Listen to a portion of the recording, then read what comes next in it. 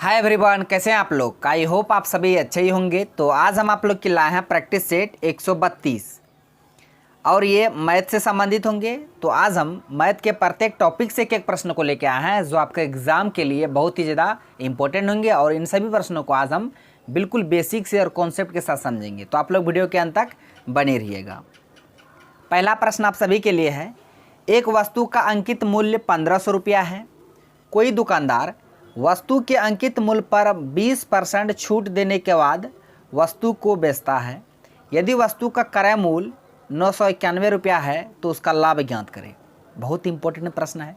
यहाँ पे आपको बोल रहा है कि अंकित मूल्य दे दिया है 1500 रुपया और इसी अंकित मूल्य पर 20% छूट दे के इसे बेच देता है और इसका क्रय मूल्य दिया है 991 रुपया, तो उसका लाभ कितना होगा आपको ये निकालना है। तो देखिए, CP MP SP। CP यानी कॉस्ट प्राइस कितना दिया हुआ है, 991 रुपया दिया हुआ है। MP कितना दिया, मार्क प्राइस 1500 रुपया दिया हुआ है। और छूट जो दिया जाता है, हमेशा याद रखिएगा, छूट मार्क प्राइस पे दिया जाता है, अंकित मूल्य पे दिया जाता है। तो मार्क प्राइस है 1500 रुपया, इस पे 20% का छूट दे रहा है तो बेचेगा कितना में, 20% छूट दे रहा है तो बेचेगा कितना, 80% में। इसको सॉल्व कर लीजिए, 2 जीरो से 2 जीरो खत्म, अब 15 अट्ठे 120, एक जीरो यहाँ तो बैठ जाएगा, यानी 1200 रुपये में तब बेचेगा। 1500 रुपया का सामान जब 20% छूट दे के बेचा जाएगा तो उसको 1200 रुपये में बेचा जाएगा। अब बोल रहा है उसका लाभ कितना होगा, तो 991 रुपया का वस्तु बेचा जा रहा है 1200 रुपया में, कितना का प्रॉफिट हो रहा है। तो 1200 में 991 घट जाएगा तो जीरो में से 1 9, यहाँ बचेगा 0 9 में से 9 गया 0, यहाँ बचेगा 11 में 9 गया 2, यानी कि 209 रुपया का प्रॉफिट हो रहा है। कितना का, 209 का प्रॉफिट हो रहा है। तो इसका करेक्ट आंसर जो होगा ऑप्शन ए हो जाएगा, 209 रुपया। यहाँ पे ये नहीं बोल रहा कि कितना परसेंट का लाभ है, लाभ परसेंट हमसे नहीं मांग रहा, सिर्फ लाभ रुपया में कितना रुपया का लाभ हुआ आपको ये निकालना था। तो हमको 209 रुपया का लाभ हुआ, तो इसका आंसर ऑप्शन ए हो गया। कुछ नहीं है, CP दिया था 991 रुपया, MP भी दिया था और MP पे 20% का छूट था। जब 20% का छूट दे रहा तो बेचेगा कितना में, 80% में। तो वही 1500 का 80% कितना हो जाएगा, 1200। तो 991 का वस्तु 1200 में बिक रहा है तो प्रॉफिट कितना हो रहा है, 209 का। तो इसका आंसर ऑप्शन ए हो गया। नेक्स्ट है कि A और B की मासिक आय का अनुपात 11:13 है और उनकी व्यय का अनुपात 9:11 है। यदि वे दोनों प्रति माह 4000 रुपये की बचत करते हैं तो उनकी आय का अंतर कितना होगा आपको ये निकालना है। ठीक है, देखिए, A है B है, उनके आय और व्यय का अनुपात दिया हुआ है, जो दिया हो पहले उसको लिख देते हैं। ठीक है, आय का अनुपात दिया है 11:13 और व्यय का अनुपात दिया है 9:11। अब बोलिए बचत वो कितना करेगा, दोनों बचत कितना करेगा। 11 आय है और 9 खर्चा कर रहा है ए, तो बचेगा कितना, ये 2 बचाएगा। अब B क्या करेगा, 13 का आया है, B का 13 है और खर्चा 11 कर रहा है तो बचत कितना, इसका भी 2 बचत होगा। A और B के आय का रेशियो दिया हुआ था 11:13, A और B के व्यय का भी रेशियो दिया था 9:11। अब बचत हम निकाल ली, बचत कैसे निकाले, 11 आया था 9 खर्चा कर रहा था बचेगा 2, यहाँ भी B का भी 13 आया था 11 खर्चा कर था बचेगा 2, बचत का भी रेशियो आ गया 2, यानी कि बचत का रेशियो दोनों सेम है। लेकिन यहाँ पे दोनों रुपया में कितना बचा रहा है, यदि दोनों प्रति माह 4000 रुपया की बचत करते हैं, लेकिन यूनिट में तो यहाँ 2 का यूनिट का बचत करता है ना, रुपया में 4000 का बचत करता है। तो यही 2 यूनिट का वैल्यू आपको, 2 यूनिट का वैल्यू आपको 4000 रुपया दिया हुआ है। तो 1 यूनिट का वैल्यू कितना आ जाएगा, तो 4000 बटे 2, तो कट के कितना आ जाएगा, 2000। ठीक है, यहाँ पे 2 था, यहाँ आप सोचिएगा Z लिखा गया है, यहाँ 2 था, है ना 2। तो ये 2 यूनिट का वैल्यू दिया हुआ था 4000 रुपया, तो 1 यूनिट का वैल्यू निकाल लिया हम कितना, 2000 हो जाएगा। अब क्या कह रहा है कि उनकी आय का अंतर ज्ञात कीजिए। जब 1 यूनिट का वैल्यू आ गया मेरे पास 2000, तो आय का यूनिट में मान क्या है, रेशियो में आय का मान कितना, 11:13 है। 1 यूनिट का वैल्यू 2 आया तो 13 यूनिट का वैल्यू 13 दूना 26000, 26000 कहते हैं 2600, 26 2000 है तो यहाँ 26000 हो जाएगा। ठीक है, उसके बाद 11 यूनिट का वैल्यू, 1 यूनिट का वैल्यू 2000, 11 यूनिट का वैल्यू 11 दूना 22, यहाँ 22000 हो जाएगा। ये दोनों का आय निकल कर आ गया, ए का आय 22,000, बी का आय 26,000। अब कहता है उनके आय के बीच अंतर डिफरेंस, तो 26,000 में 22,000 गया तो कितना बचेगा, 26,000 में 22,000 जाएगा, डिफरेंस कितना का 4,000 का आएगा। तो इसका आंसर हो जाएगा ऑप्शन बी 4,000 रुपया। ऐसे बनाया जाता है।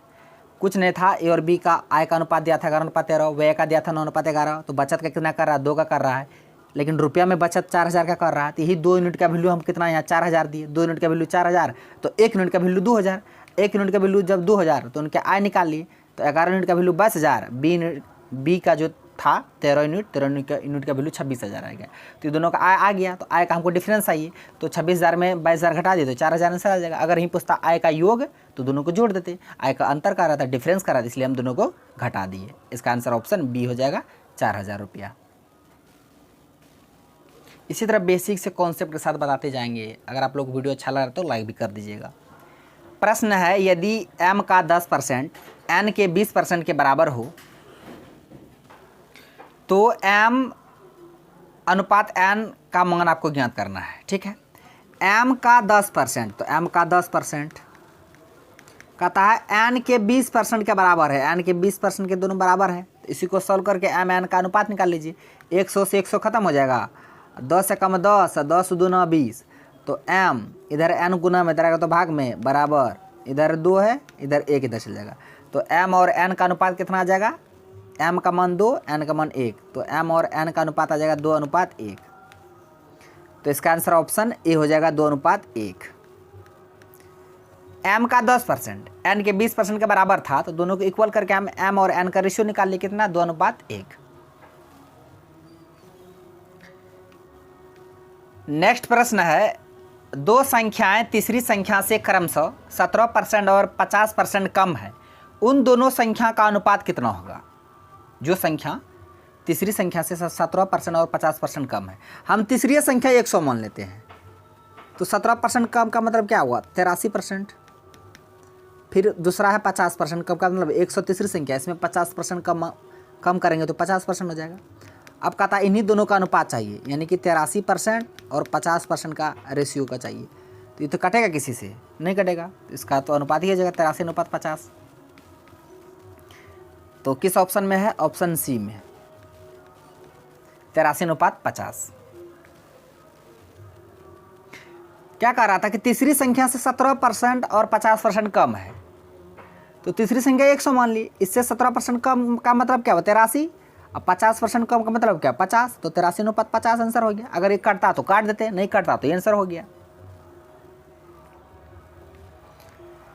नेक्स्ट है कि एक धनराशि चक्रवृद्धि ब्याज पर 15 वर्षों में 2 गुनी हो जाती है, यह कितने वर्षों में मूल राशि की 8 गुनी हो जाएगी। मोस्ट इंपोर्टेंट VVI क्वेश्चन है, चक्रवृद्धि ब्याज से संबंधित गुना गुनी वाला प्रश्न है। इसको बनाते कैसे हैं देखिए आप लोग। प्रश्न करा 15 वर्ष में कितना हो रहा है 2 गुनी हो रहा है, तो कहता है कितने वर्ष में ये कितना गुनी हो जाएगा 8 गुनी हो जाएगा। देखिए इस x का वैल्यू आपको यहाँ पे क्या आएगा, आपको ये निकालना है। आप ये नहीं कर दीजिएगा 2 का यहाँ 2 से 4 से गुना किए 2 चौका 8, तो 8 हो गया। उसी इधर भी हम 4 से इसको गुना कर देंगे तो 60 हो जाएगा, 60 वर्ष में आंसर हो जाएगा। आपका गलत हो जाएगा, ऐसे नहीं होता है। इसको बनाते कैसे आप लोग देखिए, ऐसे नहीं कर दीजिए 2 का चौगुना हुआ तो इधर भी 4 गुना कर देंगे, गलत हो जाएगा। इसलिए हम आपको बता दिए, पहले सावधान कर दिए, ठीक है। अब इसको बनाते हम कैसे देखिए। क्या कह रहा है कि 15 वर्ष में 2 गुना हो रहा है, 15 वर्ष में 2 गुना हो रहा है, तो कितने वर्षों में 8 गुना हो जाएगा। कुछ नहीं करना है, 2 का यहाँ क्या आखिर रखेंगे, 2 अगर 2 का यहाँ स्क्वायर रखेंगे कि 8 हो जाएगा, कि 2 का क्यूब रखेंगे कि 8 हो जाएगा, कि 2 का पर पावर 4 रखेंगे कि 8 होगा, क्या रखेंगे यहाँ पे 8 बनाना है हमको। तो हम यहाँ पे अगर 2 पर पावर क्यूब रखेंगे 3 रखेंगे, तो 2 का क्यूब कितना 8 होता है ना, 2 का क्यूब 8 होता है। तो ये जो क्यूब जो रखे हैं 2 पर पावर घात में ऊपर में, उसी को गुना कर देना इस वाले पार्ट में इधर, तो कितना हो जाएगा 15 या 45, यानी कि x का वैल्यू 45 वर्ष हो जाएगा। यानी 45 वर्ष में वो राशि 8 गुनी हो जाएगी। कुछ नहीं किए हम, 2 पर पावर क्यूब करेंगे तो 8 हो जाएगा ना, तो क्यूब किए, उसी तरह उसी क्यूब यानी यही 3 को हमको इस पार में जो वर्ष दिया रहेगा उसमें गुना कर देंगे, तब जितना आएगा वो उतना वर्ष आज निकल कर आ जाएगा। तो इसका आंसर 45 वर्ष हो जाएगा। 45 वर्ष में वो राशि 8 गुनी हो जाएगी, समझे। अगर देखिए अगर क्वेश्चन रहता 15 वर्ष में 2 गुना हो गया तो कितने वर्ष में वो 4 गुना हो जाएगा। तो 2 के पावर क्या रखेंगे, 2 पर पावर 2 रखेंगे तब ना 4 होगा। तो 2 पर पावर 2 रखिए, यही 2 को यहाँ पे इस पार में इससे गुना कर देना, 15 दूना 30, तो 30 वर्ष में 4 गुना हो जाएगा। उसी यहाँ पे प्रश्न दिया था 15 वर्ष में 2 गुना हो रहा था, कितने वर्ष में ये 8 गुना हो जाएगा। तो 8 पुराना है, 8 हमको पुराना है तो 2 पर पावर क्यूब रखेंगे, 3 रखे तो उसी 3 को इस पार में यहाँ 3 से गुना करेंगे, 15 45 वर्ष में राशि 8 गुना हो जाएगा। तो वही था इसका आंसर ऑप्शन क्या हो गया, सी 45 वर्ष। इस तरह के प्रश्न ऐसे ही बना जाते हैं, आप याद रखिएगा, हम बता दिए। नेक्स्ट है कि निम्नलिखित में से कौन सी संख्या अभाज्य संख्या नहीं है। ऑप्शन में दिया है 31, 61, 71, 91। अभाज्य संख्या मतलब क्या हुआ, प्राइम नंबर कि वह संख्या जो 1 से कटे और स्वयं से कटे, वही अभाज्य संख्या होता है। तो 31 देखिए, 31 किससे कट रहा है, 1 से कट रहा है और 31 स्वयं से कट रहा है, और ये किसी से नहीं कटेगा 31। 61 भी 1 से कटेगा और स्वयं से 61 से कटेगा। 71 भी 1 से कटेगा और स्वयं 71 से कटेगा। लेकिन 91 जो है, 91 1 से भी कटेगा, 7 से भी कटेगा, 13 से भी कटेगा, 91 से भी कटेगा। तो देखिए ये 7 से भी कटा, 13 से भी कटा, यह अभाज्य संख्या होगा, नहीं होगा। यह है क्योंकि ये स्वयं से कट रहा है, 1 से कट रहा है, ये भी स्वयं से कट रहा है, 1 से कट रहा है, ये भी स्वयं से कट रहा है, 1 से कट रहा है, और किसी से नहीं कट रहा। लेकिन 91 1 से भी कट रहा है, 7 से भी कट रहा है, 13 से भी कट रहा है, 91 से कट रहा है, ये अभाज्य संख्या नहीं है। तो इसका आंसर ऑप्शन डी हो जाएगा, 91 अभाज्य संख्या नहीं है। आपको अभाज्य संख्या जो नहीं है उसी को चुनना था। तो 91 अभाज्य संख्या नहीं है, आप इसे याद रखिएगा। अभाज्य संख्या कैसे कहेंगे, जो 1 से और स्वयं से कटे। प्रश्न ये भी है लंबा चौड़ा। देखिए 2 साझेदार हैं ए और बी ने मिलकर एक साथ क्रमशः 6,000 और 8,000 रुपये की पूंजी का निवेश कर एक व्यापार शुरू किया। ए और बी दोनों मिलकर 6,000 और 8,000 पूंजी फंसाकर एक व्यापार शुरू किया। यदि उनको 5600 रुपया का लाभ हुआ तो ए का हिस्सा कितना होगा उस व्यापार में। तो देखिए ए है, बी है, हम पूंजी का रेशियो निकाल लेते हैं। ए फंसाया है 6,000 रुपया, बी फंसाया है 8,000 रुपया। अगर यहाँ से रेशियो निकालेंगे 3 0 से 3 0 कट गया, 3 दूना 6, 4 दूना 8, यानी कि पूंजी का रेशियो आ गया 3:4 आ गया। ठीक है, अब लाभ है 5600 रुपया, हमको ए का हिस्सा चाहिए, ए का हिस्सा चाहिए ना। पूंजी का रेशियो कितना 3:4 था, ए का हिस्सा चाहिए, तो ए का हिस्सा जिसका हिस्सा कहेगा उसको ऊपर, 3 का हिस्सा कर रहा है 3 को ऊपर, बट दोनों टोटल 4 3 7, गुना कितना प्रॉफिट हो रहा है 5600 का, गुना 56 का 7 8 है 56, 8 तिया 2400 रुपया होगा ए का हिस्सा। तो इसका आंसर हो जाएगा ऑप्शन डी 2400 रुपया।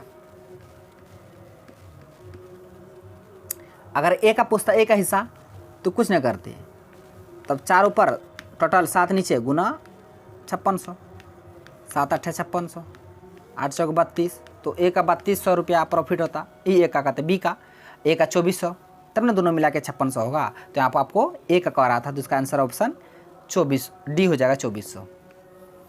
ये आसान था। नेक्स्ट है कि 3:5 के प्रत्येक पद में ऐसी कौन सी संख्या जोड़ी जाए जिससे अनुपात 5:6 हो जाए। प्रश्न में कह रहा 3:5 में, 3:5 को 3/5 भी लिख सकते हैं।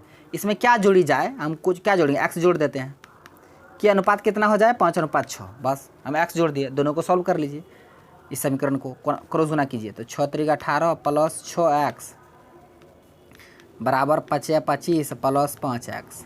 5x इधर आएगा तो 6x में 5x घट जाएगा, बराबर 18 उधर जाएगा तो 25 में 18 घट जाएगा। तो 6x में 5x तो x बराबर 25 में 18 गया 7, तो 7 जोड़ेंगे ना उस संख्या में, तब वो 5:5 हो जाएगा। तो इसका आंसर ऑप्शन बी हो जाएगा 7।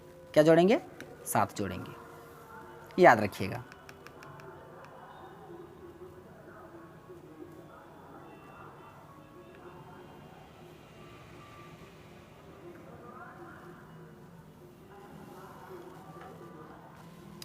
क्या जोड़ेंगे, 7 जोड़ेंगे।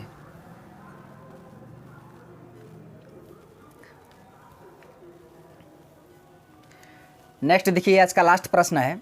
ऐसे प्रश्न को बनाते कैसे, देखिए ए अनुपात बी का वैल्यू दे दिया 7:9, बी अनुपात सी का वैल्यू दिया है 1:12। अब हमको ए अनुपात बी अनुपात सी का वैल्यू मांग रहा है, तो क्या करेंगे, कुछ नहीं करेंगे। जब ऐसा भी आएगा ना तो इसको इससे गुना करेंगे, पहले 7 को 1 से गुना करेंगे, 7 हो जाएगा अनुपात, फिर 1 को 9 से गुना करेंगे, कोना को नहीं, 9 एकम 9 हो जाएगा, फिर अनुपात, फिर 9 को लास्ट में 12 से गुना कर देंगे ऐसे, तो 12 9 108, तो ए बी सी का अनुपात कितना हो जाएगा 7:9:108। तो आंसर ऑप्शन बी हो जाएगा 7:9:108। एक ऐसे बनाइएगा, अगर ऐसे आपको समझ में आए तो ऐसे भी बना सकते हैं। ए बी है, कितना है ए बी 7:9 है, 7:9 है। बी सी कितना है, बी सी है 1:12, 1:12। इसके बगल में कुछ नहीं है ना, 9 के बगल में कुछ नहीं तो 9 ही रख देना है। उसी तरह यहाँ 1 के इधर कुछ नहीं तो 1 ही रख देना, अब गुना कर देना है। 7 कम 7, 9 कम 9, 12 9 108। ऐसे भी कर सकते हैं। ए बी सी का अनुपात निकल कर आ जाएगा 7:9:108। आंसर ऑप्शन बी, जैसे भी आपको समझ में आए। तो फ्रेंड्स, आज का प्रश्न बस यहीं तक था। सारे प्रश्नों को हम बिल्कुल बेसिक्स और कॉन्सेप्ट के साथ बता दिए। आई होप आपको वीडियो पसंद आया होगा। यदि वीडियो पसंद आया तो मेरा वीडियो को लाइक कीजिए तथा मेरा यूट्यूब चैनल कर दीजिए सड्डा को सब्सक्राइब करें और बेल आइकन को भी हिट कर दीजिए ताकि हर एक लेटेस्ट वीडियो का नोटिफिकेशन तुरंत आप तक पहुँच जाए। थैंक्स फॉर वॉचिंग वीडियो, धन्यवाद। अब मिलते हैं नेक्स्ट वीडियो में नेक्स्ट टॉपिक के साथ। तब तक के लिए जय हिंद।